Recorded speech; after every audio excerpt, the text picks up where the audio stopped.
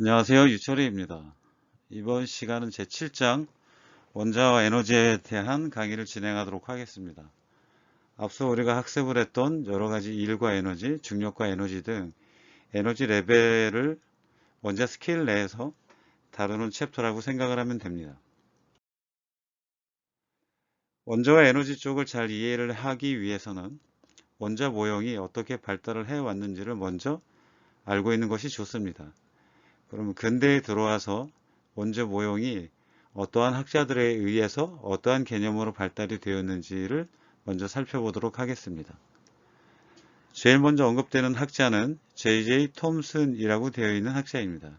이 J.J. 톰슨은 캐소드 레이 튜브를 이용을 해서 전자의 비전하를 최초로 계산을 해낸 사람입니다. 1906년도에 노벨 물리학상을 받은 분이기도 하죠. 캐소드 레이 튜브라고 하면 한글로 하면 음극선관이라고 하는 것입니다. 음극선관은 아래에 있는 이미지와 같이 진공으로 되어 있는 유리관에 양쪽에 전극을 심고 양단에 전이차를 가하게 되면 일정 전이 이상해서 음극에서 양극 쪽으로 무엇인가 진행이 된다는 것을 사람들이 알게 되었고, 음극에서 나오는 빛 때문에 음극선관이라는 얘기가 명칭이 주어졌습니다. 눈에는 보이지 않으므로 음극선에서 나오는 전자가 부딪히면서 생길 수 있게끔 형광 물질을 약간 집어넣은 상태로 이 실험을 반복을 하게 되면 여기 보이는 것처럼 선이 실제로 가시화돼서 나타나게 됩니다.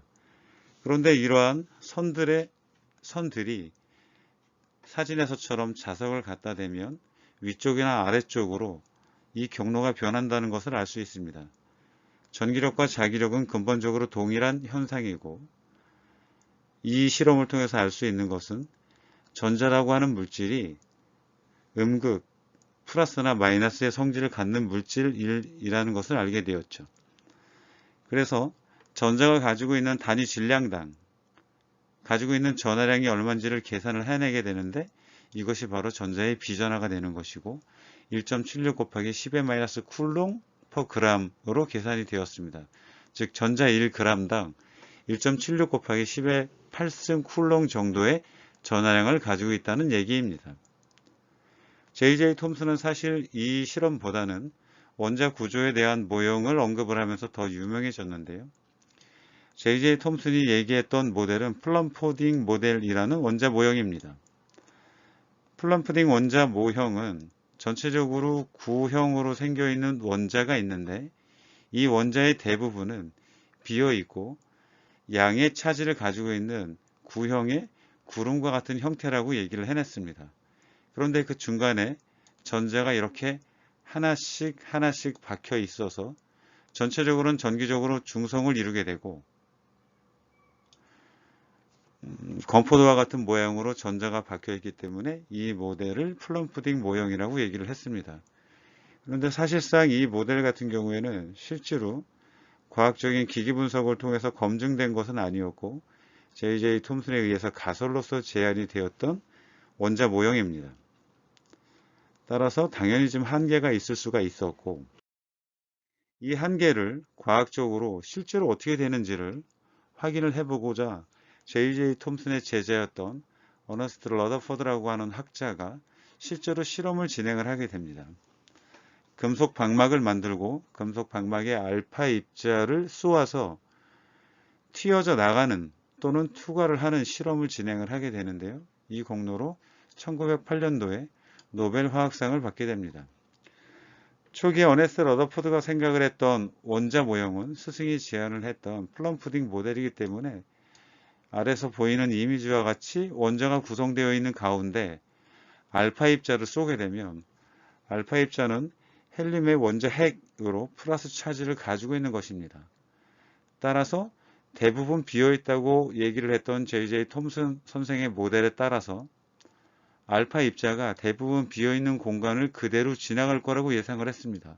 혹은 지나가다가 알파 입자는 플러스 차지를 띠고 있으므로 가운데에 있는 간혹 가다 부딪힐 수 있는 또는 근접할 수 있는 전자에 의해서 전자기력이 발생을 하면 그 경로가 약간 휘겠다라는 예상을 하고 실험을 진행을 합니다. 실험 장치는 알파 입자 소스와 이 알파 입자 소스를 통해서 금박을 통하게 되면 알파 입자가 지나간 궤적에 의해서 이 뒤쪽에서 발광을 해서 어디에 경로가 형성이 되는지를 알아보는 장치를 고안해서 실험을 진행을 했습니다. 그런데 희한하게도 실제로 시험을 진행을 해보니까 아주 많은 알파 입자들이 예상했던 바와 같이 대부분 금속 방막의 직선상에서 그 충돌을 일으키는 것을 확인을 했었는데, 아주 간혹가다 어떤 모델 같은 경우에는 알파 입자가 이 우측으로 튀어나와서 여기에서 박히거나 또는 90도 이상으로 튀거나 또는 거의 180도 가깝게 튀는 그런 현상들을 발견하게 됩니다. 과학을 하는 사람들은 이러한 결과는 우연히 일어날 수 없다는 것을 다 인지를 하고 그 원인을 찾게 되는데, 그 원인을 고민하던 러더퍼드는 J.J. 톰슨 선생이 얘기를 했던 원자 모형에 결함이 있다는 것을 알게 되고 새로운 원자 모형을 얘기를 해내게 됩니다. 그 새로운 원자 모형이 바로 이 우측에 있는 이미지입니다. 러더퍼드 같은 경우에는 원자라고 되어 있는 공간에 실제로 전하를 가지고 있는 것은 플러스라고 되어 있는 원자 핵과 마이너스로 되어 있는 전자가 있는데, 사실은 질량이 집중되어 있는 원자 핵이 가운데 있다고 설명을 해냈죠. 따라서 알파 입자가 가서 충돌을 해도 이렇게 90도처럼 꺾일 수 있다는 것을 제안을 해내게 됩니다. 대부분의 알파 입자들은 통과를 할 수 있지만 꺾이는 것이 있을 수 있다는 것을 러더퍼드가 최초로 얘기를 해냅니다.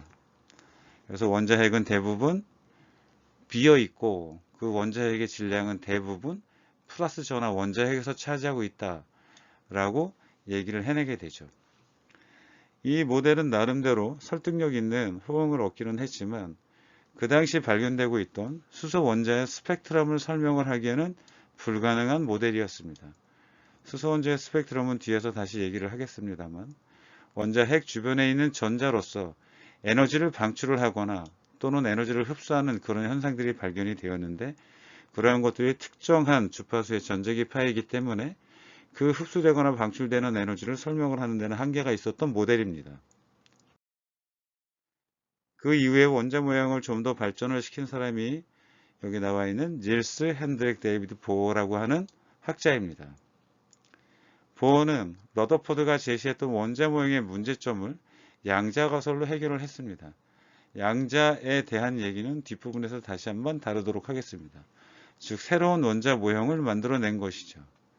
러더포드와는 달리 보어 같은 경우에는 질량의 대부분을 차지하고 있는 원자 핵이 가운데에 모여 있다는 것은 인정을 했는데, 전자가 궤도를 가지면서 원자 핵 주변에만 이렇게 일정하게 위치할 수 있다라는 얘기를 최초로 해냅니다. 마치 태양계에서 태양 주위를 지구가 돌고 있는 것처럼 전자도 원자 핵 주위를 원운동한다고 얘기를 했고, 이때 원운동하고 있는 전자는 선택된 궤도 내에서만 회전이 가능하다고 얘기를 했습니다. 선택된 궤도 내에서만 전자가 위치를 할 때는 여기에 해당하는 전자기파를 인풋 또는 아웃풋 하지 않는다라고 얘기를 했는데, 전자가 궤도를 달리할 때, 즉 위에 있는 궤도에서 아래에 있는 궤도로 에너지가 떨어지는 현상인데, 이때는 전자기파를 외부로 방출할 수 있고, 또는 스테이블한 궤도에 있었던 전자가 에너지를 흡수를 하면 천일을 해서 위쪽 궤도로 옮겨갈 수 있다고 얘기를 했습니다. 즉 안정한 궤도와 불안정한 궤도와 차이가 있고, 이러한 양자역학적인 사고방식을 통해서 최초로 원자 모형을 설명을 해낸 사람이 닐스 보어입니다. 단순한 모형임에도 아주 많은 문제를 그 당시 발견되었던 이론들을 해결을 해낼 수가 있었지만, 전자가 아주 많은 원자의 스펙트럼을 설명을 할 수 없었던 문제점이 또한 있기도 합니다. 그 이후에 많은 기라성 같은 학자들이 양자역학과 더불어서 원자의 구조에 대한 설명을 해내며 지금 현재의 원자 모형은 전자구름 모형으로 얘기를 해내고 있습니다. 이 밑에 있는 원자 모형 같은 경우에는 3번 리튬에 대한 원자 모형입니다. 3번 리튬 같은 경우는 원자 핵이 가운데 플러스의 전하를 띠고 있는 원자 핵이 있고 전자들이 그 주위를 돌고 있다는 것은 닐스 보어의 모델과 동일한데 돌고 있다는 것을 궤도 하나로만 얘기를 하는 것이 아니라 발견될 수 있는 확률이 높다 낮다로서 궤도를 설명을 해냅니다. 이 그림에서 보면 음영에서 짙은 부분이 전자가 발견될 확률이 높은 부분이고요. 옅은 부분이 그렇지 않은 부분입니다. 하지만 스테이블한 궤도와 그 위에 있는 궤도와는 에너지 레벨 차이가 있어서 아무런 이펙트 없이는 이렇게 옮겨갈 수 없다는 것 또한 나타내고 있습니다. 현재의 원자 모형은 원자 핵 주위에 전자가 구름을 만들어 있고 발견될 확률로서 얘기를 해주는 모형이 정설로 되어 있습니다. 이 사진은 여러분들 한 번씩 다 보았을 만한 사진입니다. 1927년에 있었던 솔베이 컨퍼런스에서 찍힌 사진입니다. 흔히들 하는 얘기로 사상 최강의 정모라고 하는 그 사진입니다. 우리가 알고 있는 현대 물리학에 지대한 공헌을 했던 학자들이 여기에 많이 참석을 했죠. 솔베이는 벨기에 사람으로서 화학적으로 공업적으로 아주 많은 돈을 벌어서 물리학과 화학에 관한 회의를 3년 주기로 개최를 하게 됐는데 이때가 5차 회의였을 겁니다. 이때 5차 회의 때 기라성 같은 학자들이 모여서 원자라든가 현안, 물리학의 현안에 대해서 논의를 했었는데 기념사진으로 촬영한 이 사람들이 아주 유명한 당대의 물리학자이고 지금 현재도 우리가 물리학책에서 많이 언급되고 있는, 배우고 있는 학자들입니다. 우리가 잘 알고 있는 아인슈타인이 있고요. 퀴리 부인도 있고요. 뒤에서 언급할 막스 플랑크 있고 현대 물리학에서 큰 족적을 남긴 슈레딩거, 또 하이젠베르그 이런 사람들이 모두 있습니다. 인터넷을 찾아보면 그 내용을 자세히 찾아볼 수 있으니 한 번쯤은 찾아보는 것이 좋겠습니다. 여기 있는 분들 중에 절반 이상이 노벨상을 받은 분들이었죠. 정말 대단한 모임이었던 것 같고 원자와 에너지 쪽에서 언급되고 있는 많은 학자들의 면면이 여기에 있기 때문에 이 사진을 강의 자료로 잠깐 실어 보았습니다. 원자 모형 이후에 실제로 여러 가지 다른 업적들에 대해서 다시 한번 알아보겠습니다. 전자와 전하라고 되어서 로버트 밀리컨이라고 되어 있는 미국의 물리학자가 있었는데요. 이 밀리컨은 아래와 같은 실험 장치를 통해서 전자가 가지고 있는 전하량이 얼마인지를 최초로 측정을 해낸 사람입니다. 그 공로로 노벨 물리학상을 받게 되었죠. 장치는 그리 어렵지 않습니다. 오일이 있고요. 오일을 액적을 만들어서 이렇게 분무를 시키면 아무리 작은 질량을 가진 액적이니까 스프레이 형식으로 아주 작은 입자이지만 결국은 중력장 때문에 밑으로 이렇게 떨어지게 됩니다.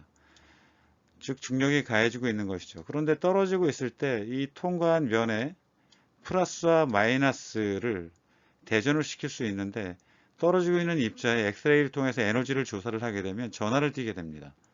전하를 띈 입자에 플러스 마이너스 대전된 곳에 전이차를 주게 되면 전기력이 가해지게 되죠. 즉 중력과 전기력의 크기를 일정하게 조절을 해주면 여기 있는 액적이 더 이상 떨어지지도 않고 위로 올라가지 않는 상태로 유지를 해줄 수가 있습니다. 이때 힘의 평형을 보게 되면 F는 QE 이퀄 mg라고 나와 있는데 이쪽에 있는 항이 바로 중력항이고요. 이쪽에 나와 있는 항이 바로 전기력 항입니다. 전기력의 항은 그 입자가 가지고 있는 전하량 곱하기 그때 가해지는 전기장의 크기를 곱해서 나타낼 수 있습니다. 여기에 나와 있는 요 값들 중에서 우리가 구하려고 하는 것은 액적이 가지고 있는 전하량이 얼마인지를 알아보는 것이므로 액적에 대해서 정리를 해주면 mg 나누기 2가 됩니다. 액적의 질량은 측정을 해줄 수가 있고 중력 가속도는 지구상에서 항상 9.8이고 전기장은 내가 조절을 해주는 것입니다. 따라서 모두 측정을 할 수 있다는 거죠.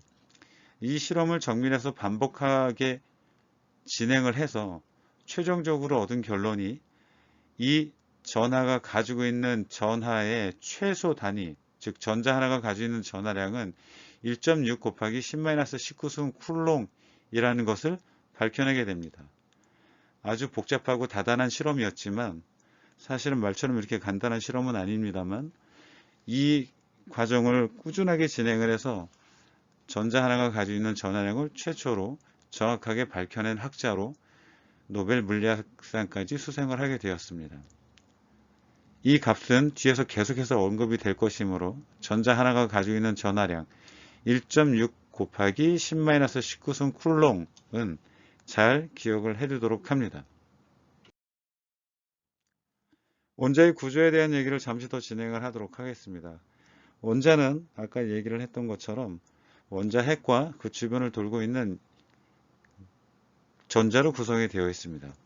원자 핵은 질량의 대부분을 원자 내에서 차지를 하고 있는데 그 양성자와 중성자로 구성이 되어 있습니다. 양성자는 프로톤, 중성자는 뉴트론이라고 얘기를 해줍니다.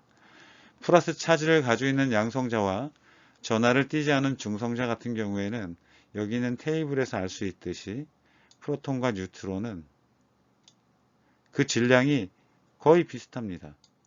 중성자가 약간 더 무겁기는 합니다만 사실상 거의 큰 차이가 없고요. 이 두 입자 간의 가장 큰 차이는 전하를 띠고 있느냐 그렇지 않느냐에 의해서 차이가 있다고 할 수 있습니다. 전자는 프로톤과 뉴트론에 비하면 여기 나와 있는 질량의 값이 여기는 10-24승인데 비해서 10-28승이기 때문에 그 스케일에서 아주 큰 차이가 있습니다. 전자가 100마리, 1000마리 또는 10,000마리 모여있는 그런 원자는 없기 때문에 사실상 전자가 가지고 있는 질량은 무시되고 프로톤과 뉴트론의 합으로 원자의 질량을 보통 나타내게 됩니다. 원자의 표기 방법입니다. 우리가 주변에서 볼 수 있는 주기율표를 가만히 살펴보게 되면 원소가 언급이 되어 있고 원소 주변으로 숫자가 써 있는데 좌측 상단에는 질량수가, 그 밑에는 양성자 수가, 그 옆에는 중성자 수가 이렇게 쓰여 있게 됩니다. 즉 양성자 수는 그 원소가 가지고 있는 양성자 수와 전자 수와 이런 것들이 모두 원자 번호를 결정을 하게 되므로 원자 번호를 나타낸다고 할 수 있고 요거 두 개의 합으로 질량이 얼마인지를 나타내게 되는 것입니다. 예를 들면 수소 같은 경우에 이렇게 표시가 되어 있다는 얘기는 양성자가 하나이고 중성자가 하나도 없고 이거 두 개의 합인 질량은 1이다 라는 것을 나타내고 있습니다. 그런데 간혹 가다가 어떤 수소를 보게 되면 양성자가 하나인데 중성자가 하나 있고 요 두 개의 합이 질량이 2인 수소가 있습니다. 중수소라고 하는 놈들이죠. 또 다른 예를 보도록 하겠습니다. 산소 같은 경우에는 양성자가 8, 중성자가 8, 원자는 질량수는 16으로 보통 표시가 됩니다. 그런데 간혹 가다가 중성자가 9개인 놈 또는 중성자가 10개인 녀석들이 존재를 해서 전체 질량을 보면 16인 것도 17인 것도 18인 것도 있습니다. 그런데 자연계에서 분포하는 비율을 보게 되면 질량 16짜리 산소 원자는 99.758%, 질량이 17짜리인 산소 원자는 0.038%, 18짜리인 산소는 0.204%가 있으므로 우리가 이런 것들의 전체적인 평균을 통해서 산소 원자의 질량을 나타내니 산소 원자의 질량이 주기율표에 보게 되면 정수로 떨어지는 것이 아니라 소수로 나열되고 있다는 것을 알 수 있습니다. 이렇게 양성자 수는 같은데 중성자 수가 서로 다른 물질을 우리가 동위원소라고 얘기를 해줍니다. 동위원소는 아이소토프라고 얘기를 해주는데 아까 얘기를 했던 것처럼 원자 번호가 같아서 양성자 수는 같은데 질량수가 다른 물질입니다. 즉 중성자 수가 다르다는 것이죠. 가장 대표적인 동위원소의 예로는 수소와 중수소 또는 삼중수소 이러한 것들이 많이 언급이 됩니다. 상식적으로 알아두면 좋을 것 같고요. 자연계에서 대부분 많은 비율을 차지하고 있는 것은 기본적인 수소인데 그것 이외에 중수소라는 거 하는 것들은 중성자가 하나 더 있는 것들이고 특수한 용도로 쓰이고 있죠. 이 우측에 있는 이미지를 참조하도록 합니다. 삼중수소 같은 경우에는 10-17승 %가 존재한다고 하는데 이 비율은 있는 것 같지만 가만히 생각을 해보면 자연계에서 실제로 자연적으로 존재를 한다는 의미가 아닙니다. 이 원소 같은 경우에는 사람들이 필요에 의해서 인위적으로 만들어내는 원소입니다.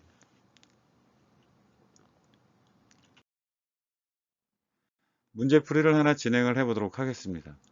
중력과 전기력의 비교라고 되어 있는데요. 원자 스케일 내에서 양성자와 전자의 거리를 보게 되면 보통 가운데 있는 원자핵 내에 있는 양성자와 제일 가까운 궤도에서 돌고 있는 전자의 거리는 0.53 곱하기 10-10승 미터 정도로 유지가 됐을 때 전기력과 중력을 비교를 해보자 라는 얘기입니다.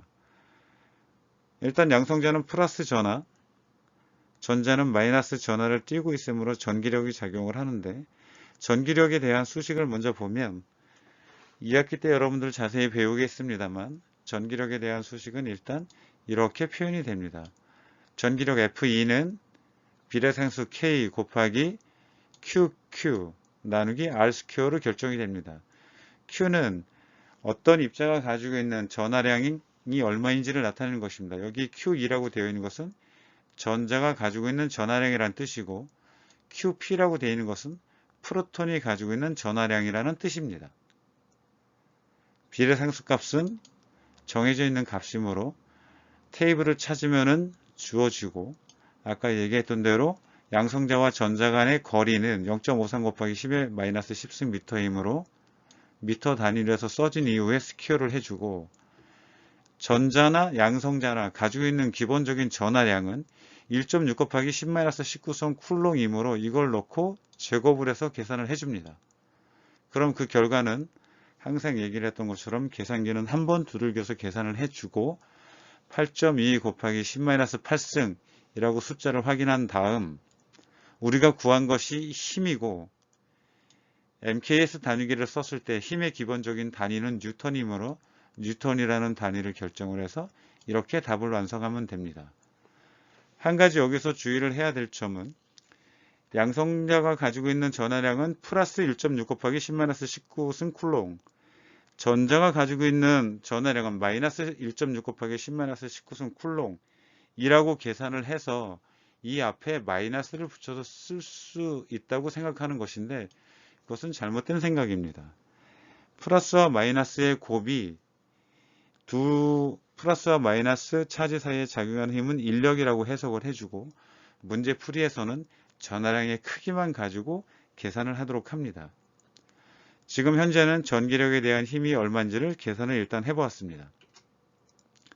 중력을 한번 계산을 해보겠습니다. 중력이라고 표현이 되어 있지만 사실 전자도 질량을 가지고 있고 양성자도 질량을 가지고 있기 때문에 이 둘 사이에 작용하고 있는 만류인력이 얼마인지를 구해보라는 것입니다.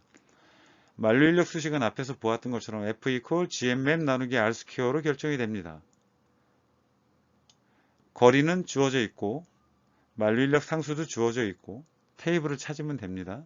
전자 하나가 가지고 있는 질량, 프로톤이 가지고 있는 질량은 앞서서 제가 보여드렸던 슬라이드에도 있고 우리 책의 테이블에도 표시가 되어 있으니 그 값을 찾아서 계산을 해주면 됩니다. 넣고 계산을 해주면 그 결과는 3.6 곱하기 10-47승 계산을 한 번에 하고 단위는 뉴턴을 갖는 중력을 계산할 수 있게 됩니다. 그런데 여기에서 이거 두 개를 그냥 단순히 계산을 해보라는 것이 아니라 이 둘 사이의 크기가 어떤지를 비교를 해보는데 그 의의가 있는데 사실 양성자에 의해서 전자가 전기력에 의해서 8.2 곱하기 10-8승 뉴턴으로 행해지는 전기력이 있고 이 둘 사이에는 또 인력이 작용을 해주는데 3.6 곱하기 10-47승만큼의 만류인력이 작용을 하기는 합니다만 사실상 전기력이 중력보다 압도적으로 크다는 것을 알 수 있습니다. 스케일을 보게 되면 비율로서 나누기를 해보면 그 비율을 알 수 있는데 전기력이 중력보다 2.3 곱하기 10의 39승 배 더 큰 힘이라는 것입니다. 뜻하는 것은 사실 원자와 같은 작은 스케일 내에서는 작용하고 있는 힘이 만류인력도 있을 수 있고 질량 베이스에 또는 전하 베이스에 전기력이 작용을 할 수도 있는데 만류인력은 거의 무시될 만한 아주 작은 힘이고 사실상 원자 내에서의 운동, 에너지 그런 것들에 관계되는 힘은 사실상 전기력이라는 얘기입니다. 그 의미를 이해했으면 좋겠습니다. 전기력에 대한 얘기를 한 번 더 언급을 해보도록 하겠습니다. 우리가 흔히 볼 수 있는 스페이스 셔틀입니다. 스페이스 셔틀은 우주 왕복선이고 초기에 우주 개발을 하는데 너무 많은 비용이 소요되므로 이 왕복선을 이용해서 쓰고 또 쓰자라는 개념으로 많이 미국 나사에서 추진을 하고 있습니다. 그런데 만약에 이 메탈로 되어 있는 스페이스 셔틀에 마이너스 1쿨롱의 전하를 대전을 시키면 무슨 일이 생기냐면 전자를 여기다 순수하게 메탈이기 때문에 집어넣을 수 있죠. 전이차를 유지해서 집어넣을 수 있습니다. 마이너스 1쿨롱만큼 대전이 되면 마이너스 1쿨롱에 의한 정전기 유도로 인해서 주변에 있는 무엇인가 플러스 1쿨롱만큼 대전을 시키는데 보통 그것이 우리가 어스 또는 그라운드라고 되어 있는 토양 쪽에 대전이 될 수가 있습니다. 그래서 마이너스 1쿨롱의 전하가 스페이스 셔틀에 그 아래의 땅에 플러스 1쿨롱의 전하가 대전되어 있다고 하고 이 둘 사이의 거리가 20m라고 하면 이 스페이스 셔틀은 발사가 될 수 있을까 없을까를 잠깐 따져보겠습니다. 전기력의 크기를 가늠해 보기 위해서 출제한 문제입니다.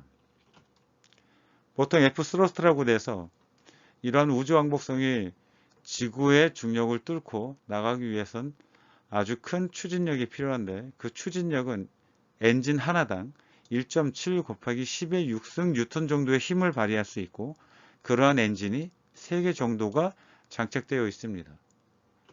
그런데 전기력에 마이너스 1쿨롱 플러스 1쿨롱 거리 20m 사이에 작용하고 있는 인력을 따져보게 되면 그 인력은 계산하는 방법은 동일합니다. 비례상수 집어넣고 원쿨롱 두 번 집어넣고 20m를 넣고 제곱한 다음에 계산을 해보면 2.25 곱하기 10의 7승 뉴턴입니다. 잘 생각을 해보면 위에 있는 엔진이 가지고 있는 추진력에다가 곱하기 3을 한다고 하더라도 전기력이 가지는 힘보다 작다는 것을 알 수 있습니다. 결국 이 우주왕복선은 출발을 할 수 없게 된다는 것이죠. 전기적인 인력이 더 강하기 때문에.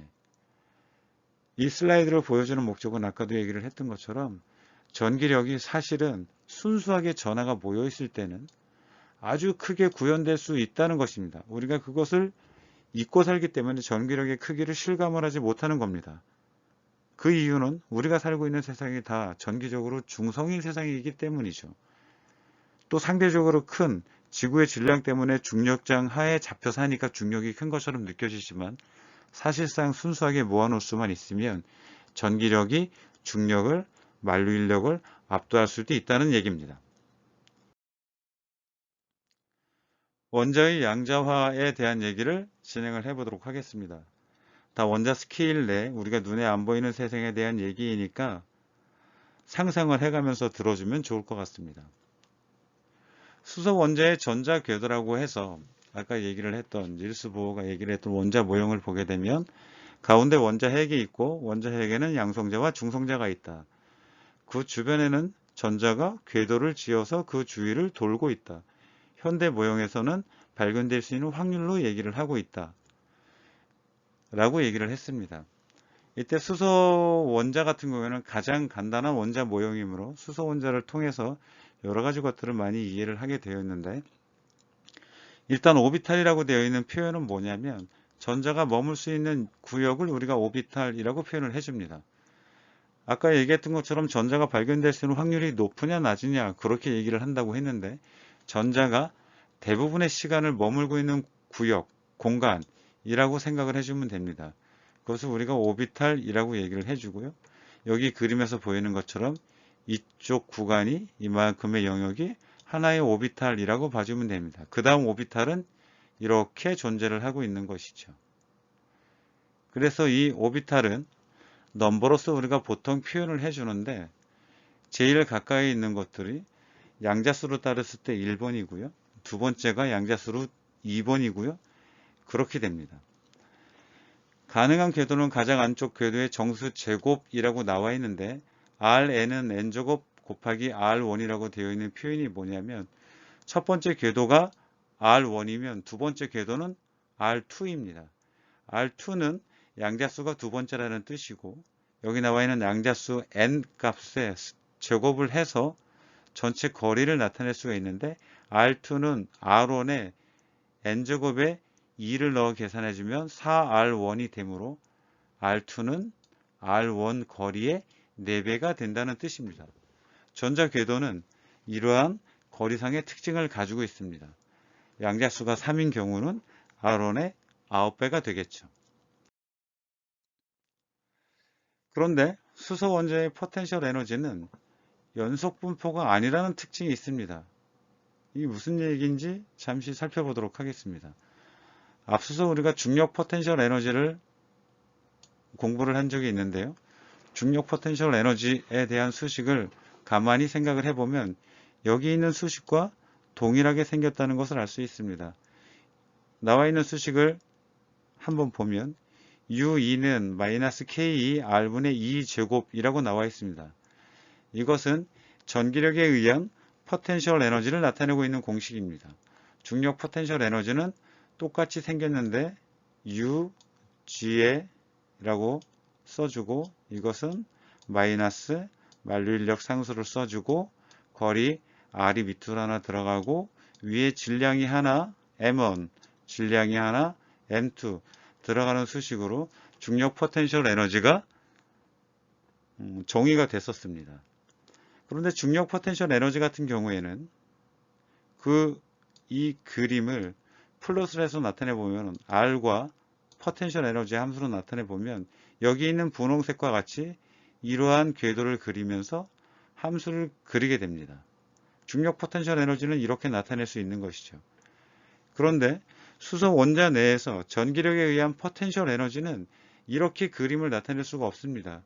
그 이유가 무엇이냐면 앞서 얘기를 했던 것처럼 전자하고 양성자 사이에 작용하는 힘 그리고 전자하고 양성자 사이에 떨어져 있는 거리가 정해져 있다고 얘기를 했습니다. 첫 번째가 R1, 두 번째가 R2, 세 번째가 R3라고 했습니다. 즉 원점으로부터 중심으로부터 있을 수 있는 전자의 위치는 R1이 하나 있고 R2는 R1의 4배, R3는 R1의 9배 여기만 존재하고 있다는 얘기입니다. X값이 여기만 있다고 해주면 이에 대응하는 Y값들은 어떻게 되는지 보면 이 그래프 상에서 존재하는 Y값이 여기만 있고 그 다음은 여기만 있고 그 다음은 여기만 있습니다. 즉 포텐셜 에너지 값 분포를 보게 되면 연속적으로 있는 것이 아니라 여기 있는 다음에 그 다음 스케일을 봤을 때 중간에는 이 값들이 존재할 수 없다는 얘기입니다. 중력 포텐셜 에너지는 그렇지 않죠. 이렇게 이어져 있는 상태로 연속적인 분포이기 때문에 이 모든 값들이 다 가능합니다. 하지만 수소 원자 내에서의 포텐셜 에너지는 특정한 값만 존재를 하지 중간에 있는 값들은 존재를 할 수가 없다는 것입니다. 이것을 잘 이해를 해야 되고요. 그것을 우리가 다른 말로 표현을 해주면 수소 원자의 포텐셜 에너지는 특정한 값만 취한다 라고 얘기를 해주고 간단하게 양자화되어 있다 라고 얘기를 해줍니다. 즉 에너지가 불연속적으로 분포한다는 얘기입니다. 이것은 중력 포텐셜 에너지와 수소 원자 내에서 가지고 있는 포텐셜 에너지의 근본적인 차이입니다. 문제풀이를 한번 진행을 해보도록 하겠습니다. 수소 원자 내에서 전자의 총 에너지가 전체 포텐셜 에너지의 2분의 1임을 증명하시오 라는 문제입니다. 실제로 그 거리를 수소 원자 내에서 양성자와 전자가 떨어져 있는 거리는 R1 값이 0.53 곱하기 10-10승 미터인데 이 경우에 전체 에너지가 얼마인지를 한번 또 구해보도록 하겠습니다. 그럼 수소 원자 내에서 에너지 분포를 한번 생각을 해보면 전체 총 에너지라고 하면 전자와 양성자 사이에서 있는 에너지의 종류가 무엇이 있을까 먼저 생각을 해봅니다. 그것은 전자가 빙글빙글 돌면서 가지고 있는 역학적 에너지, 운동 에너지가 하나 있고, 전자와 양성자가 가지고 있는 배치에 의한 에너지, 즉 포텐셜 에너지가 하나 있게 됩니다. 이것이 바로 전체 에너지가 되는 겁니다. 그럼 그거를 수식을 한번 나타내 보겠습니다. 전체 에너지는 EK 플러스 EP입니다. EK는 운동 에너지, EP는 포텐셜 에너지입니다. 그러면 우리가 앞서서 보았던 원운동할 때의 수식을 잠깐 빌어와서 쓰도록 하도록 하겠습니다. F는 M 곱하기 R분의 V제곱 이퀄 K는 R제곱분의 2제곱이라고 쓰여있는 수식을 가만히 보면 이 항은 원자 내에서 전자가 빙글빙글 돌고 있을 때 가지는 근본적인 힘의 소스가 뭔지를 나타내는 겁니다. 앞서서 얘기를 했던 구심력인 거죠. F는 MA인데 전자가 가지고 있는 질량 하나, 그리고 전자가 가지고 있는 질량 곱하기 전자가 가지고 있는 그때의 가속도는 R분의 V제곱으로 결정이 된다고 앞서 얘기를 했습니다. 따라서 이렇게 나타낼 수 있는데 아까 얘기를 했던 것처럼 전기력이 중력의 몇십 배에 해당하니까 사실상 모두 다 전기력이라고 얘기를 했습니다. 따라서 그 크기를 나타내 보면 K 곱하기 R제곱분의 2제곱으로 나타낼 수 있습니다.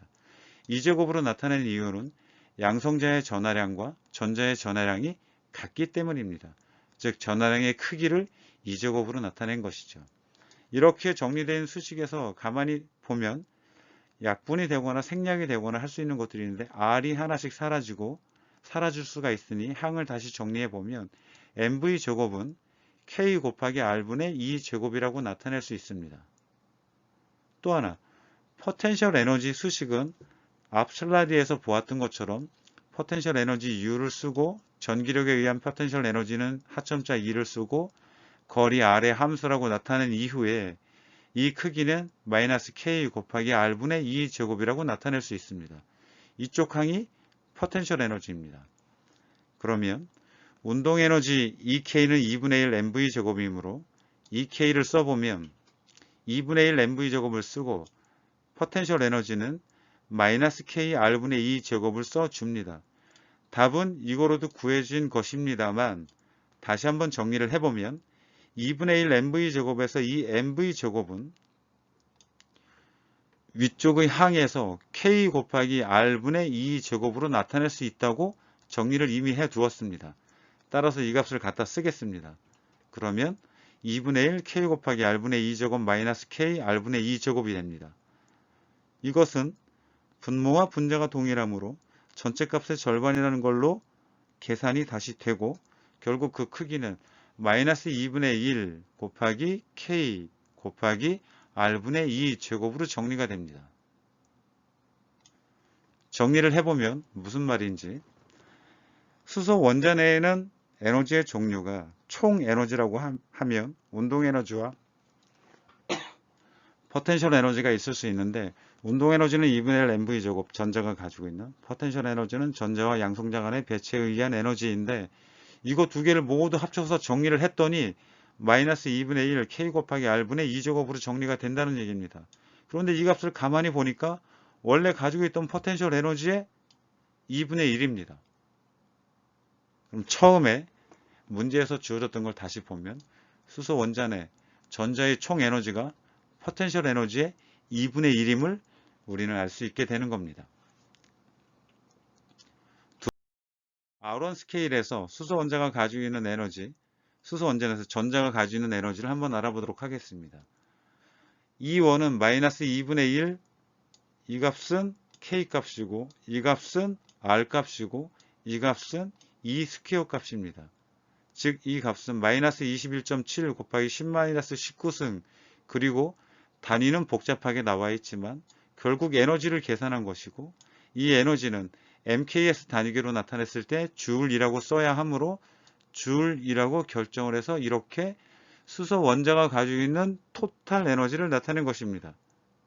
전체 포텐셜 에너지의 절반인 것이죠. 그러면 두 번째 수소 원자에 가지는 두 번째 궤도에서 전자가 하나 있다고 했을 때 수소 원자가 가지는 토탈 에너지는 어떻게 되냐면 똑같은 수식입니다만 거리가 4배로 늘어나는 거니까 이 값 대신에 곱하기 4가 분모 쪽으로 들어가니까 위에서 구한 전체 에너지의 4분의 1이 되어서 마이너스 5.43 곱하기 10-19승 줄이라고 계산을 할 수 있습니다. 그러면 위와 같은 과정을 통해서 우리가 유추할 수 있는 사실은 무엇이냐면 n번째 레벨에서 가지고 있는 수소 원자가 가지고 있는 토탈 에너지는 어떻게 될 것이냐, n제곱 분의 1 곱하기 2원이라고 나타낼 수 있는 것입니다. 지금까지 계산을 했던 건 수소 원자 하나에 대한 에너지를 얘기를 한 거고요. 사실 하나하나 따지는 것보다 아주 많은 스케일의 양의 단위를 쓰는 몰을 도입을 해서 수소 원자 1몰이 가지고 있는 전체 에너지를 따져보면 이 구해진 값에다가 아보가드로 넘버만큼 곱해주면 됩니다. 즉, 이 원, 조금 전에 구했던 것에 개당 가지고 있는 에너지에 아보가드로 넘버만큼 곱해주게 되면 전체 1몰이 가지고 있는 에너지는 마이너스 1.3 곱하기 12육승 줄이라고 계산이 됩니다. 계산은 하나하나 세부적으로 해보았고요. 이 계산 결과에 대해서 이해를 해보면 무슨 뜻이 되는지를 잠시 살펴보겠습니다. 수소 원자가 R1 궤도에 있는 전자 한 마리와 구성되어 있을 때 가지고 있는 토탈 에너지는 마이너스 21.7 곱하기 10-19승 줄이다. 이때 앞에 있는 마이너스라고 하는 것의 의미는 뭐냐? 에너지를 가지고 있는데 왜 마이너스인 것이냐? 그것은 수소 원자의 전자가 원자 핵에 구속이 되어서 영원히 빠져나갈 수 없다라는 얘기를 나타내고 있는 것입니다. 그런데 외부에서 에너지가 들어오면은 전자가 밖으로 빠져나갈 수 있다는 것을 우리는 이미 알고 있습니다. 그러면은 외부에서 들어오는 에너지의 양이 어느 정도이어야 하느냐? 적어도 마이너스 21.7 곱하기 10-19승 줄보다는 커야지만 이 원에서 다른 궤도로 전자를 한 마리 빼낼 수 있게 되는 것입니다. 두 번째 궤도에 있는 전자는 마이너스 5.43 곱하기 10-19승 줄이니까 이 원보다 4분의 1 밖에 안 답니다. 즉 4분의 1에 해당하는 에너지만 인풋을 시켜서 그때는 전자를 한 마리 떼낼 수 있게 되는 것이죠. 이런 것들을 우리가 무엇이라고 예전에 배웠냐면 화학 시간에 이온화 에너지라고 배웠습니다. 즉 스테이블한 상태에 있는 전자를 하나 빼내오기 위해서 필요한 에너지가 얼마냐 라고 이해를 해줍니다. 그래서 총 에너지가 마이너스라는 것에 대한 의미는 전자가 구속되어 있다. 적어도 이거 이상의 에너지가 주어져야만 전자가 밖으로 빠져나가서 자유롭게 운동을 할 수 있게 된다는 것을 나타내고 있는 것입니다. 유사한 문제를 하나만 더 풀어보도록 하겠습니다. 태양과 지구계의 총 구속 에너지를 구하시오 라는 문제입니다. 앞서 보았던 양성자와 그 양성자에 속박되어 있는 원자 핵에 속박되어 있는 전자와 똑같은 문제입니다. 태양 지구계 시스템을 생각을 해보면 지구는 태양에 구속이 되어서 벗어나지를 못합니다. 그러면 그때 가지고 있는 전체 에너지가 어떻게 되는지를 한번 계산을 해보도록 하겠습니다. 주어진 문제의 조건을 살펴보면 태양과 지구 사이의 거리는 1억 5천만 킬로미터, 태양이 가지고 있는 질량은 전체 태양계 질량의 99%를 넘는 2.0 곱하기 10의 30승 킬로그램, 지구가 가지고 있는 질량은 6 곱하기 10의 24세 킬로그램입니다. 그러면 태양 주위를 돌고 있는 지구가 가지고 있는 운동 에너지와 이 두 개의 시스템에서 이루어져 있는 포텐셜 에너지를 보게 되면 이 두 개의 합이 바로 총 에너지가 되는 것입니다. F는 ma라고 했으므로 빙글빙글 돌고 있는 것이 지구입니다. 따라서 구심력 F에 대해서 지구가 가지고 있는 질량과 가속도 A를 R분의 V제곱으로 구해주는데 R분의 V제곱을 가만히 생각해보면 전체 구속되고 있는 힘은 만류인력 베이스로 쓸 수 있습니다. 그래서 GMM 나누기 R2를 씁니다. 이 수식을 양변을 정리를 해서 R을 하나 약분을 하면 M 곱하기 V제곱 이퀄 GMM 나누기 R로 결정이 됩니다. 중력 포텐셜 에너지는 얼마 전까지 여러분들이 공부를 했던 것처럼 거리의 함수 R로 나타낼 수 있고 중력이기 때문에 하첨자 G를 쓰고 포텐셜 에너지를 나타내 보면 그 크기는 마이너스 GMM 나누기 R로 나타낼 수 있게 됩니다. 운동 에너지는 2분의 1 mv 제곱이고 포텐셜 에너지는 이렇게 주어져 있습니다. 앞에서와 마찬가지로 정리를 해보면 전체 에너지는 운동 에너지 플러스 포텐셜 에너지입니다. 운동 에너지는 2분의 1 mv 제곱이고 포텐셜 에너지는 마이너스 GMM 나누기 R로 이렇게 정리를 해서 써줄 수가 있습니다. 그런데 이 운동 에너지 중에 me 곱하기 v 제곱이라고 되어 있는 항은 GMM 나누기 R로 쓸 수 있으므로 넣어서 대입을 해주면 결론이 이렇게 정리됩니다. 아까 얘기를 했던 것과 똑같이 전체 포텐셜 에너지의 절반으로 총 에너지가 결정이 된다는 겁니다. 나머지는 여기 주어져 있는 값들을 대입을 해서 그럼 총 구속 에너지는 E는 마이너스 2분의 1 G 곱하기 R분의 mm이 되므로 대입을 하고 계산기는 한번 두들겨서 계산을 해주면 마이너스 2.27 곱하기 10의 55승 줄입니다. 상상도 안 될 만큼 큰 에너지입니다. 우리는 수학을 너무나 오래 해서 10의 거듭제곱을 보면은 아무런 감흥이 없을 때가 많은데 10의 55승이라는 얘기는 0이 마이너스 2.7 곱하기 0이 55개 붙은 숫자를 또 곱해준다는 얘기입니다. 참으로 엄청난 숫자인 거죠. 그리고 또 하나 여기 나와 있는 총 구속 에너지 같은 경우에는 플러스에서 나타내 보면은 거리 R 값이 있고요.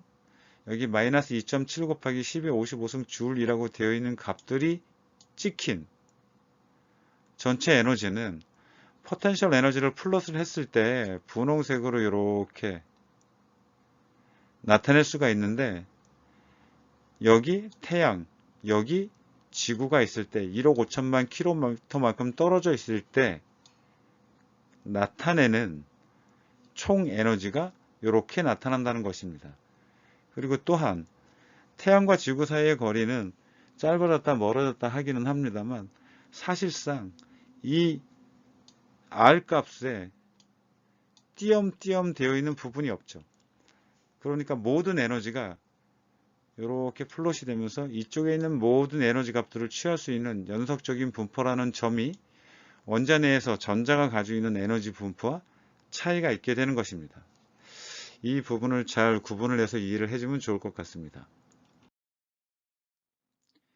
그래서 원자의 양자화라고 되어 있는 것들을 정리를 해서 한번 얘기를 해보면 양자역학이라고 되어 있는 것들은 우리가 표현을 할 때 앞으로 에너지가 연속적인 분포를 갖지 않고 불연속적인 특정의 값을 가지는 상태를 에너지가 양자화되어 있다 라고 얘기를 한다는 것입니다.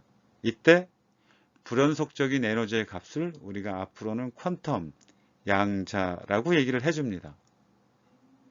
앞에서 R1, R2 그렇게 언급을 할 때 1번 또는 2번이라는 숫자가 쓰였는데 그때 쓰이는 정수 n을 우리가 앞으로는 양자수라고 얘기를 해줍니다. 그러면 이러한 양자수 베이스로 우리가 계산을 했던 것이 무엇이 있냐면 수소 원자 내에서 원자핵에서 전자가 위치하고 있을 때 첫 번째 궤도에서 전자가 있으면 그때 가지고 있는 토탈 에너지는 얼마인지 계산을 해보았더니 마이너스 21.7 곱하기 10-19승 줄이라고 나타낼 수 있고 이것을 수소 원자의 이온화 에너지라고 얘기할 수 있다고 했습니다. 그런데 이 단위는 에너지의 단위로 많이 쓰이는 줄이라고 되어 있는 단위는 사실 원자 내에서 쓰기에는 너무나 큰 단위이기 때문에 앞으로는 엘렉트론 볼트라는 단위를 원자 내에서 에너지 단위로 대신해서 쓰도록 합니다. 이 값을 단위 환산을 해보면 마이너스 13.6 엘렉트론 볼트라고 나타낼 수도 있습니다. 여기에 쓰인 엘렉트론 볼트는 한글로 전자볼트라고 해주는데 에너지의 단위입니다. 그 의미는 한 개의 전자 또는 그것과 동량인 전하량 1.6 곱하기 10-19성 쿨롱을 가지고 있는 어떤 입자가 1볼트의 전위차를 뚫고 전극선에서 가속돼야 될 때 해야 되는 일의 크기를 1 엘렉트론 볼트로 정의를 합니다. 앞에 있는 말은 정의에 해당하는 것이고요. 실질적으로 우리가 지금 이해를 해보면 전자 하나가 1V의 전위를 거슬러 올라갈 때 드는 일이라고 생각을 해주면 됩니다. 즉 양단 간의 전위차가 플러스 1V, 0V로 유지가 되어 있으면 전자 한 마리는 0V에 딱 붙어 있습니다. 그런데 0V에 있는 전자를 플러스 쪽에 딱 붙어 있습니다. 그런데 플러스 1V에 있는 전자 한 마리를 0V까지 움직이는 데는 외부에서 일을 해 주어야 하고, 그때 외부에서 해 주어야 하는 일의 크기가 바로 1 엘렉트론 볼트라는 뜻입니다. 뒤에서 다시 한번 예를 통해서 그 의미를 설명하도록 하겠습니다. 결과적으로 1 엘렉트론 볼트는 1.6 곱하기 10-19승 줄로 쓰이게 됩니다. 여러분들이 앞으로 문제풀이를 할 때 또는 제가 설명을 할 때 엘렉트론 볼트와 줄을 혼용해서 계속 사용을 할 테니 1 엘렉트론 볼트의 의미와 그것의 크기 1.6 곱하기 10-19승 줄이라는 것을 이해하도록 합니다. 보통 1.6 뒤에 있는 0217646은 쓰지 않아도 좋습니다. 전체 개념만 이해를 해주고 그 대략적인 크기가 1.6 곱하기 10-19승 줄이라는 것을 암기하도록 합니다. 이번 시간은 여기까지 하고 다음 시간에 이어서 원자와 에너지 쪽 두 번째 파트를 진행하도록 하겠습니다. 수고했습니다.